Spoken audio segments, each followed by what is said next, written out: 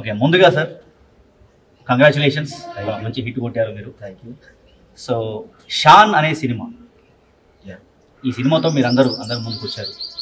కానీ దీనికన్నా ముందు ఒక భూసా కుమార్ యాదవ్గా మీరేంటి, మీ లైఫ్ ఏంటి? నేను సినిమాకు రాకముందు నుండి కూడా నా లైఫ్ స్టైల్ అంతా ప్రతి ఒక్కటి పోస్టర్ చూడగానే ఈ సినిమా నేను చేయాలి, ఆ పోస్టర్ మీద నేను ఉండాలి, నా తపన అంతా ప్రతి క్షణం సినిమా మీద ఉండేది.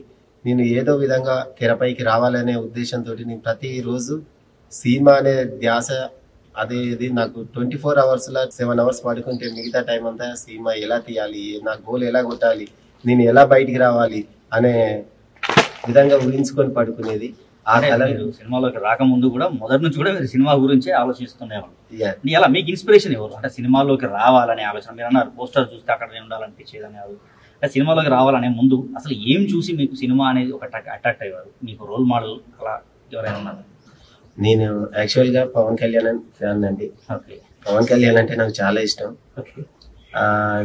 ఎక్కువ నేను పవన్ కళ్యాణ్ సినిమాలు 10 times అట్లా చూసేదండి. ఏ సినిమా వచ్చినా కూడా ఇప్పటికీ నా స్టిల్ ఏ సినిమా వచ్చినా ఫస్ట్ నేనే ఉంటాను.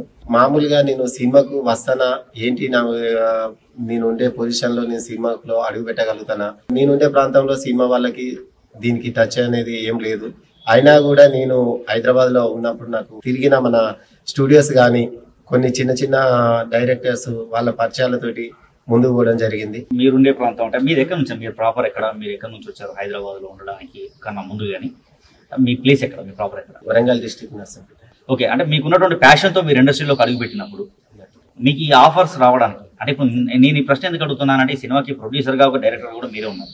అంటే మీరు బయట ఎటువంటి ప్రయత్నాలు చేయలేదా, లేదా మీకు ఎవరు ఆపర్చునిటీస్ ఇవ్వలేదా, లేదా మీకు ఆపర్చునిటీస్ దొరకలేదా, లేదా వచ్చిన ఆపర్చునిటీస్ మీకు నచ్చలేదా? ఎందుకు మీరు వేరే సినిమాల్లో ముందు చేయలేకపోయారు? అంటే నేను బయట కొన్ని డైరెక్టర్లతో నేను అప్రోచ్ అయినండి. అయితే యాక్చువల్గా ఏంటంటే వాళ్ళు డబ్బులు డిమాండ్ చేయడం, ప్రతి చిన్న క్యారెక్టర్ ఇచ్చినా కూడా లక్షలు కావాలి అని. వాళ్ళు ఇంతకుముందు ఏమన్నా సినిమాలు తీశారా అంటే ఏం లేదు, అందరి దగ్గర డబ్బులు తీసుకుంటాను పంపిస్తున్నారు. అలా నేను ఒకరు ఇద్దరి దగ్గరికి పోయి నా క్యారెక్టర్ కోసం మీకు పిలిచి నీకు క్యారెక్టర్లో సెలెక్ట్ అయిన అనడం, పంపించడం, నాకు ఎంత డబ్బులు ఇస్తారు ఏంటి అని ఇలా కొంత స్టూడియో వాళ్ళు పిలిచి ఇలా జరగడం జరిగింది. మీరు క్యారెక్టర్ అడిగితే మిమ్మల్ని డబ్బులు అడిగేవారు తప్ప క్యారెక్టర్స్ ఇచ్చేవారు కాదు. అంటే అలా కొన్ని ఆఫీసులు ఓపెన్ చేసి కొంతమంది ఏం చేస్తున్నారంటే ఈ సినిమా ఫ్యాషన్ ఉన్న వాళ్ళని పిలుచుకొని వాళ్ళు ఏం చేస్తున్నారంటే నీకు ఈ క్యారెక్టర్ సెలెక్ట్ అయింది, నువ్వు బాగున్నావు, దీంట్లో నీకైతే సెట్ అవుతుంది అని వెనకమర బ్యాక్గ్రౌండ్ ఏముంది, అమౌంట్ ఏమిస్తాడు, అప్పుడు అంటే వాళ్ళ దగ్గర ఉన్న కుటుంబ పరిస్థితులు అన్నీ తెలుసుకొని వీళ్ళ స్థాయికి ఇంతవరకు ఇవ్వగలుగుతారు, వీళ్ళకి ఇంత ఇవ్వగలుగుతారు అనేది కొంతమంది ఆఫీసులో వాళ్ళు పిలుచుకొని ఇలా చేయడం జరిగింది. 2013, 14, 15 నుంచే అవకాశాలు అనేటివి చాలా వచ్చాయి. అయితే వాళ్ళు యాక్చువల్గా కొత్త డైరెక్టర్స్, ప్రొడ్యూసర్లు అనేటి వాళ్ళు కొత్త వాళ్ళు వచ్చి కొన్ని సినిమాలలో హీరోగా స్టార్ట్ చేసి 2-3 సీన్స్ కాగానే మళ్ళీ ఆ సినిమాలు అక్కడే ఆగిపోవడం జరిగింది. ఇలా 2-3 సినిమాలలో అవకాశాలు వచ్చాయి.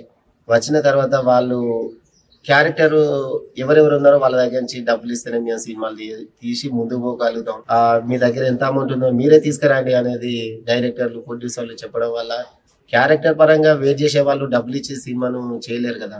అందులో మధ్యలో వాళ్ళు సినిమాలన్నీ బ్రేక్ పడడం జరిగింది. నేను అప్పుడే అనుకున్నాను ఇలాంటి డైరెక్టర్లు ప్రొడ్యూసర్లు క్యారెక్టర్లు దగ్గర నుండి అమౌంట్ తీసుకొని సినిమాలు చేసి మేము ప్రేక్షకుల ముందు తీసుకొస్తాం అనే వాళ్ళు ఎప్పటికీ తీసుకురాలేరు. వాళ్ళు ఇప్పుడే షూట్ చేయడానికే డబ్బులు లేని వాళ్ళు రేపు ప్రేక్షకుల ముందుకు పబ్లిసిటీకి తీసుకొచ్చి థియేటర్లో వేయాలంటే వల్ల కాదు. మళ్ళీ ఇంకొకటి తెలంగాణలో ఉన్నది ఏంది అంటే తెలంగాణలో మెయిన్గా సపోర్టింగ్ అనేది లేదు. ఒక ఆర్టిస్ట్, తెలంగాణ ఆర్టిస్ట్ ఈరోజు ఎదగకపోవడం కారణం ఏంటంటే వాళ్ళను పక్కెంబడి తొక్కడం, వీనికి అవగాహన ఉండదు, అవతలకి ఎదగనియడు.